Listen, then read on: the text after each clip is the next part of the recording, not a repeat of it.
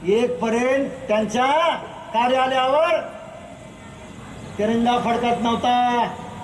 हे 2001 पासून का सुरू झाला? तिथं आंदोलन केलं काही लोकांनी, 3 लोकांनी आंदोलन केलं, कोर्ट कचेरी झाली, कोर्टात गेली केस आणि त्याच्यात सापडलं काय? त्यांच्याकडे एक झेंडा आणि काठी। त्यांना बाइज्जत बळी कधी केली? 2013 मध्ये।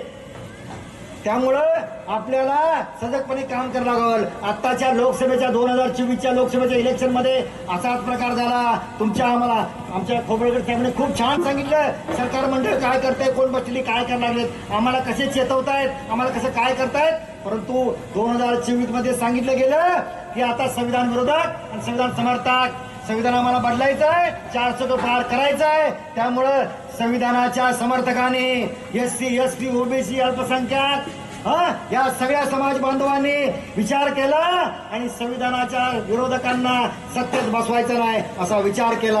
आणि तुम्हाला बघताय की जे संविधान बदलायला निघाले होते, संविधानाच्या माध्यमातून जे बसणारी मंडळी आहेत, ज्या वेळेला ते 400 पार झालं नाही, त्यानंतर संविधानाच्या या सगळ्या कृत्या करून, मतदाराच्या क्लुप्त्या करून जे सत्तेत बसले, ते सत्तेत बसले महोदय मंडळी काय संविधानाच्या किती वेळा पाया पडले ते व्हिडिओवर बघितलंय तुम्ही, बघितलंय ना?